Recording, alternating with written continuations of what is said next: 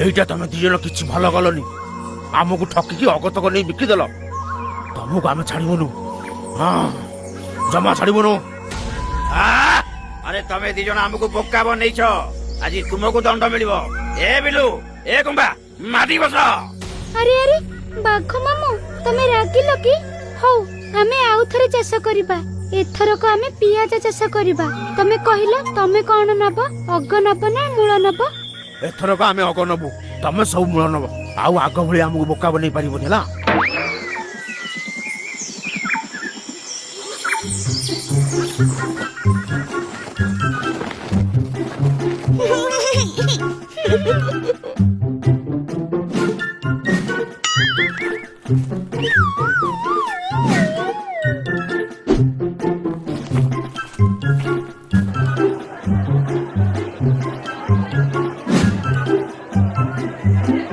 ଆରେ ମଉସା, ଦେଖିଲଣି ସେ ଭାଇ ଭଉଣୀ ଆମକୁ ପୁଣି ଥରେ ଠକି ଦେଇ କେମିତି ଲୁଚି ଲୁଚି ପଳଉଛନ୍ତି।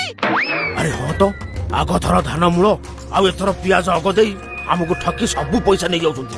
ଆଜି ସେମାନଙ୍କୁ ଛାଡ଼ିବେନି। ଏ ବିଲୁ, ଏ ବାଘା, ଆରେ ଅନେକ କଣ ଚାଲ। ପୁଣି ଠକିଦେଲେ, ଛାଡ଼ିବିନି। ଆରେ କୁଆଡେ ଯାଉଛ? ଭାବିଛ ଆମକୁ ଠକି ସବୁ ପଇସା ନେଇ ଖସି ପଳେଇବ? ଏ ଠକିଲୁ? ଆମେ ତମକୁ କୋଉଠି ଠକିଲୁ? ତମେ ଯେମିତି କହିଲ ଆମେ ସେମିତି କଲୁ। ନିଜ କଥା ନିଜେ ଭୁଲି ଯାଉଛ ବୋଧେ। ହଉ, ଯାହା ହେଇଛି ତାକୁ ଭୁଲି ଆମେ ଆଉ ଥରେ ଚାଷ କରିବା। ଠିକ ଅଛି, ଏଥର ଯାହା ଚାଷ ହବ ଆମେ ଅଗ ମୂଳ ସବୁ ନବୁ। ତମକୁ କିଛି ଦିଆ ହବନି। ତମେ ଦି ଜଣ ଚାଷ କରିବ ଆଉ ପାଣି ପିଇଦବ, ବୁଝିପାରିଲ? ହଉ ଠିକ ଅଛି, ଏଥର ଆମେ ସବୁ କରିବୁ। ଗଛ ଉଠିଲେ ତମେ ସବୁ ଅଗ ଆଉ ମୂଳ ନେଇ ହାଟରେ ବିକିବ, ହେଲା?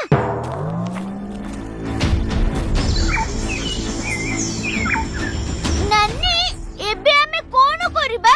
କି ଚାଷ କରିବା ଯେ? ଯାହା ବି କରିବା ସେମାନେ ତ ସବୁ ନେଇଯିବେ। ଆରେ ତୁ ଏତେ କଥା କାଇଁ ଭାବୁଛୁ? ମୁଁ ଏଥର ଏମିତି ଚାଷ କରିବି ଯେ ସେମାନେ ଚାଷ କରିବା ଭୁଲି ଯିବେ। ନାନୀ, କି ଚାଷ କରିବା କି? ମୁଁ ଏଥର ବିଲରେ ବିଛୁଆତି ଗଛ ଲଗେଇଦେବି। ସେମାନେ ଅଗ ନିଅନ୍ତୁ କି ମୂଳ ନିଅନ୍ତୁ, ନାମ ନଉଥିବେ, ଗୁଣ ଗାଉଥିବେ।